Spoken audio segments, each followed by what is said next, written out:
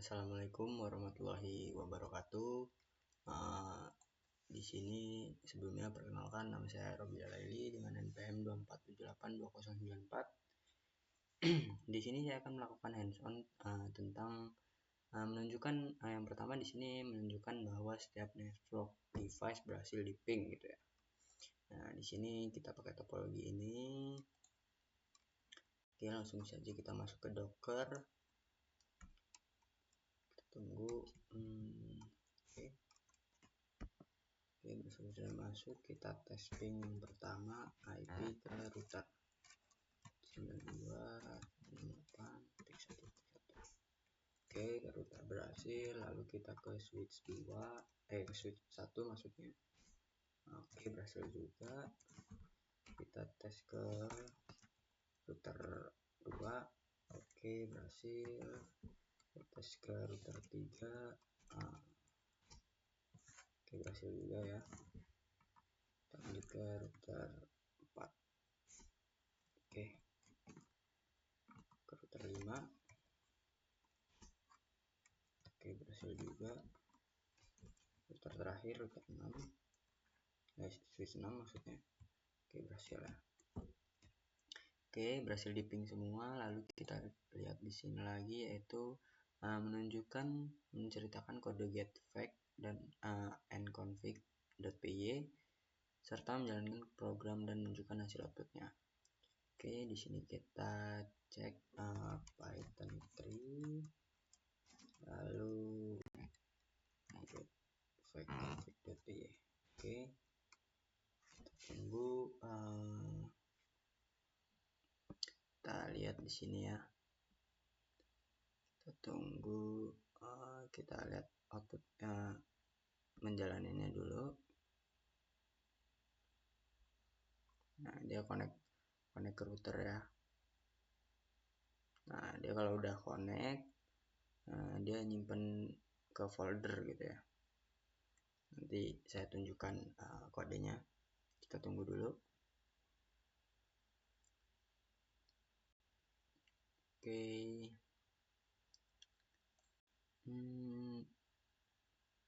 Oke. Oh ya.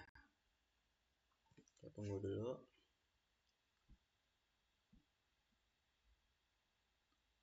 Sampai ke switch berapa nih? 1, 2, 3, 4, 5, 6. Oke, 6 switch ya. Oke, masih sampai switch 4.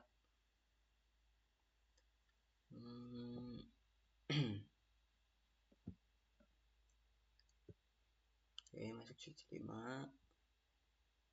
Oke, sekarang ke switch 7. Oke, sudah. Terus kita coba tampilin kode yang ada di get fact gitu ya. Get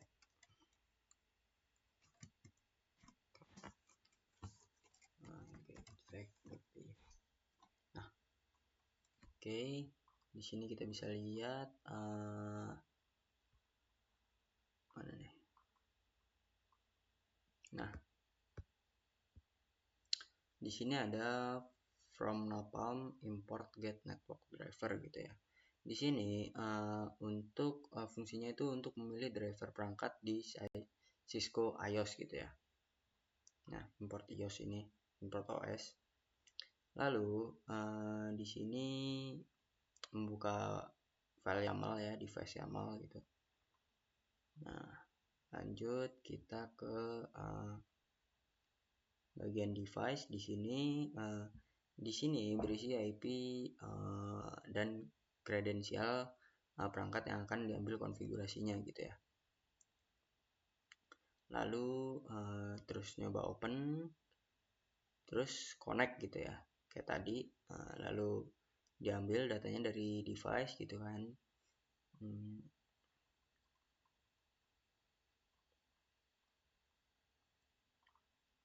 Oke,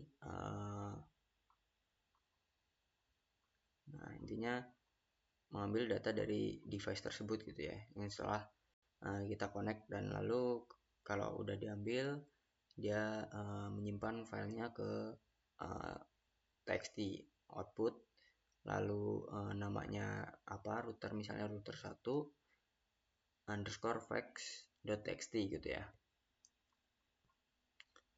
Oke. Nah, lalu device close. Nah, di sini udah selesai berarti tandanya ya. Oke, setelah itu kita udah coba jalanin tadi kan apa namanya outputnya gitu ya. Oke, lalu kita di sini lanjut ke menjelaskan kode extract interface.py serta menjalankan program dan menunjukkan hasil outputnya gitu ya. Kita buka dulu kodenya. Oke. Pakai nano aja coba. Nano extract interface.py. Nah, kita bisa lihat di sini ya. Dari import OS di sini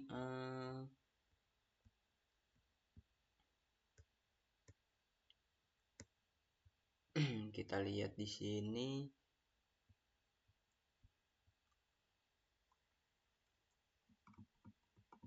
output folder. Nah, di sini ngambil dari outputnya, lalu disimpan ke CSV ya. CSV filenya interface.summary.csv gitu. Nah, di sini ada membaca file interface dan interface IP gitu ya. Nah, lalu di sini ada baca interface dari file di OS listdir directory maksudnya output foldernya gitu ya. Lalu di sini device file replace interface.txt. Di sini buat baca interface-nya ya. Lalu di sini buat baca interface dari IP. Nah, terus udah gitu dia nyimpen atau nulis ke file CSV-nya gitu. Nah, di sini ada IP-nya berapa, prefix-nya berapa, lalu ngecek apakah ada IP di interface ini gitu kan.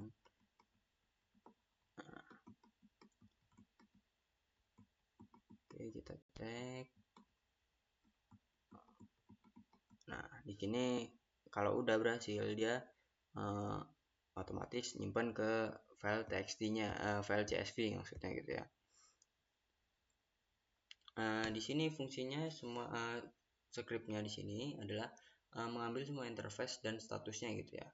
Lalu melihat interface mana yang up atau down dan menampilkan IP address pada tiap interface. Oke, misalnya kita jalanin ctrl-x dulu. No. Aduh. Wait.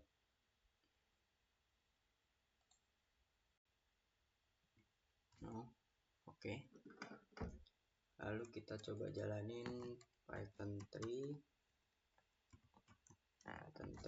extract interface. Oh wait,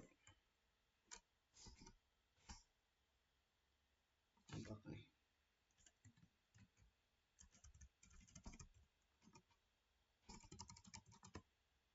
Kita coba close aja.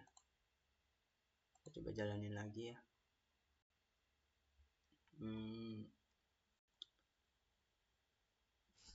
Oke.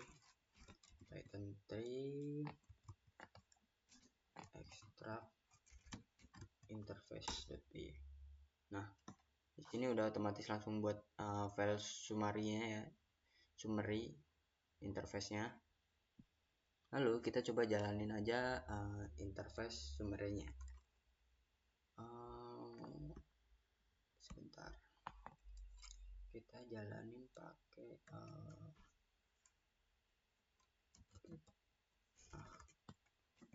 cat interface summary. Nah, di sini bisa kita lihat ya interface dari semua switch gitu ya. Nah, di sini kan ada routernya. Yang pertama router Ethernet 00 enable ya. Ini kan device-nya router, interface-nya Ethernet 0/0, enable-nya ya, lalu up-nya juga ya. IP-nya ini 192.168.1.1. Prefix-nya yaitu 24 ya. Lalu di sini ada switch 5. Di sini adanya switch 5 VLAN 1 ya. Interface-nya lalu true 192.168.1.6 ya. Sesuai dengan interface tadi ya. Oke, lalu di switch 3 di sini hidup semua. Terus IP kosongnya yaitu Ethernet 00, 01, 02, 03, lalu 10, 11, 12, 20, 21, 22, 23, lalu 30 dan seterusnya. Lalu di sini ada VLAN satunya true ya, 192.168.1.4 IP-nya, lalu prefix-nya 24 juga. Di sini lalu ada switch 2 sama 1.3 IP-nya. Lalu yang terakhir ada VLAN 1 ya, 1.2. Oke. Nah, di sini sudah ya, maksudnya kita sudah menjelaskan tentang kode get fact dan config PY, lalu menjalankan programnya serta menunjukkan hasil outputnya gitu ya. Nah, di sini juga saya sudah menampilkan tadi kode interface.py-nya serta menampilkan program dan menunjukkan hasil outputnya juga gitu ya. Kayak menyimpan di interface summary gitu kan. Lalu yang tahap terakhir kita suruh menjelaskan pertanyaan yang dijawab pada bagian pertama, yaitu jawaban pertanyaan ditulis pada logbook ini ya. Nah, di sini saya sudah menulis di logbook ini. Sorry, kelihatan. Nah, lalu saya akan menjawab saja pertanyaan yang ada di sini gitu ya. Coba kita sambil nampilkan di sini. Kita coba Python min version gitu ya. Python 3 min version.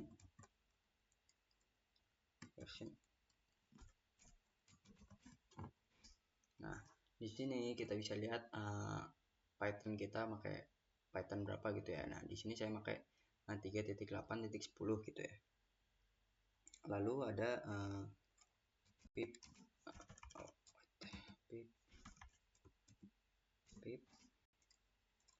so napalm.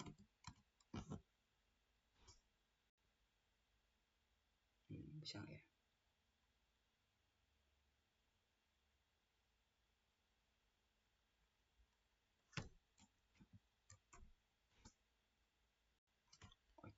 Ngelek.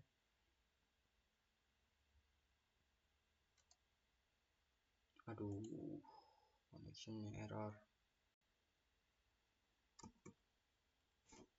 Oke, so napalm. Pip 3 atau pip aja ya.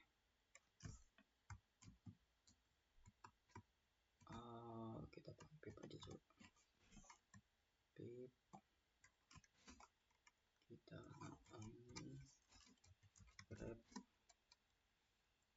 version. Salah. Kita tunggu.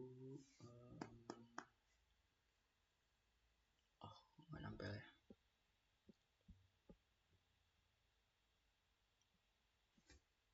Coba so napalm.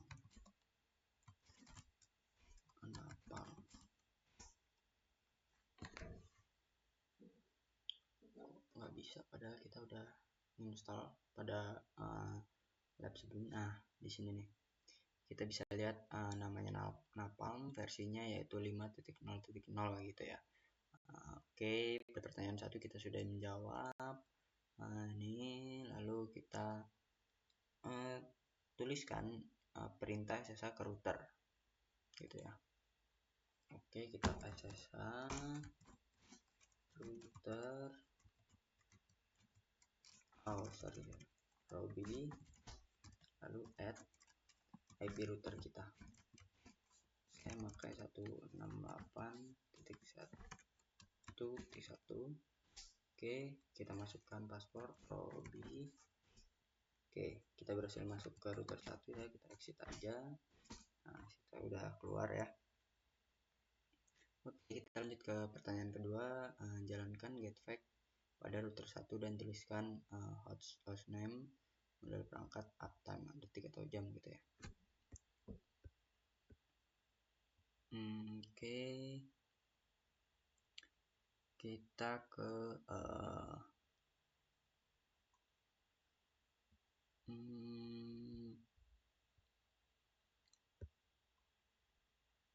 ini dulu ya. Pada file inventory terdapat field driver dan secret gitu ya. Apa fungsinya sih? Jadi driver di sini menentukan jenis perangkat atau sistem operasi yang digunakan oleh Napalm, misalnya iOS gitu ya. Lalu secret itu digunakan untuk masuk ke mode privilege exec atau enable agar secret dapat membaca atau mengubah konfigurasi gitu. Jadi coba kita jalanin aja di sini. Kita masuk ke router 1 ya.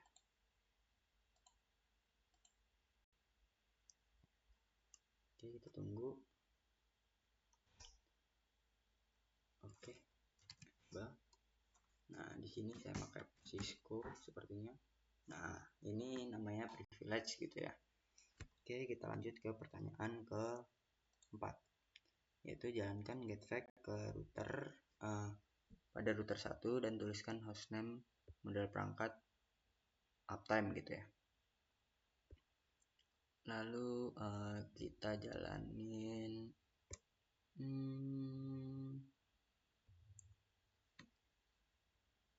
getFact di router. Oke, getFact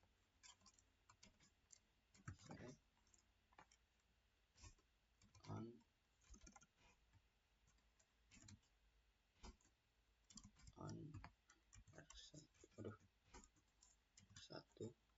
R1.pi. Aduh, salah lagi. Hai, kok RQ sih? Aduh, sorry.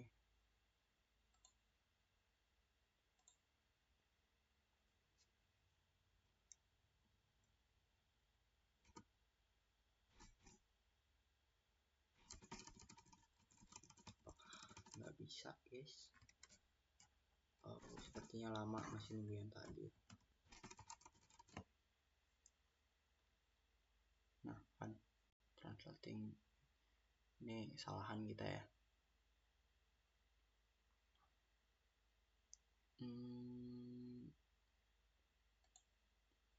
Coba kita jalanin di sini.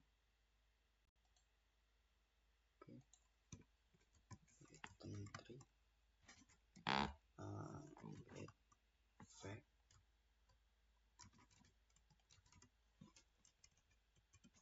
getFact on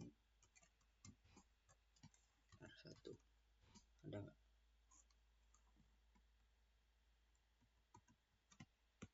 Oh,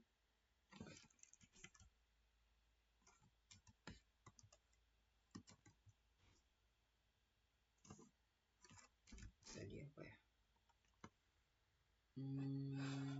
TXT-nya itu di saya lupa tadi.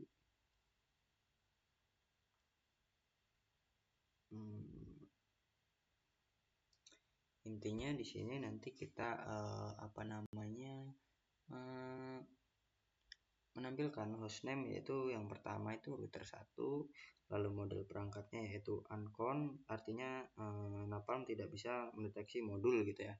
Lalu ada uptime-nya 3360. Lalu kita pertanyaan kelima, apa sih perbedaan informasi yang diberikan oleh get interface dan get interface IP gitu ya.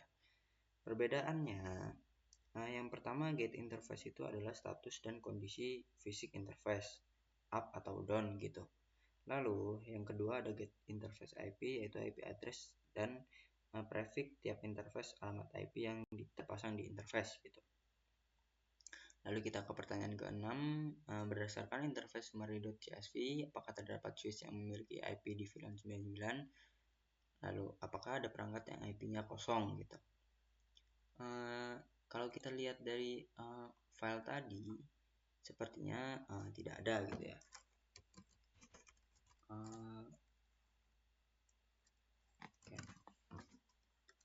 Interface. Nah, kita lihat di sini itu tidak ada perangkat yang IP-nya kosong gitu ya. Setiap perangkat pasti ada IP-nya. Contohnya dari device ini, router ini ada di interface Ethernet 0/0 gitu ya. Lalu di sini apakah ada interface IP di VLAN 99 gitu ya? Di sini tidak ada IP dari VLAN 99 dan karena tidak membuatnya. Jadi kalau kita buat IP VLAN 99 itu kayaknya kita nggak bisa SSH gitu ya, atau gimana gitu, lupa saya.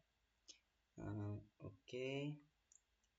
Perangkat yang IP-nya kosong. Nah, IP-nya kosong itu tidak ada, jadi semua itu pasti ada IP-nya karena kita buat SSH gitu kan.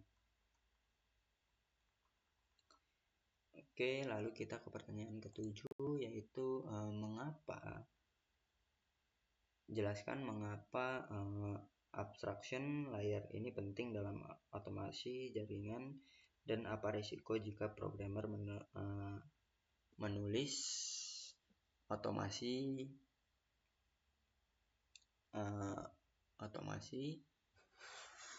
berbasis CLI gitu, specific vendor tanpa abstraction. Yang pertama, karena menyediakan antarmuka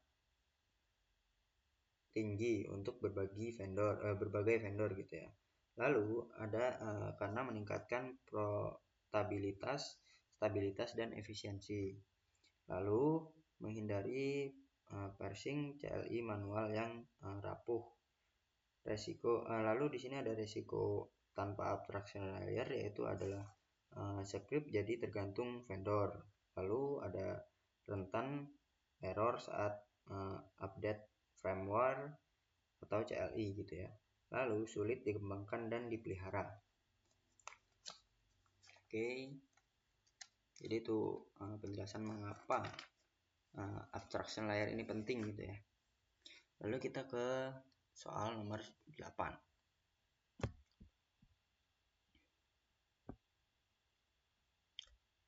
Soal nomor 8 di sini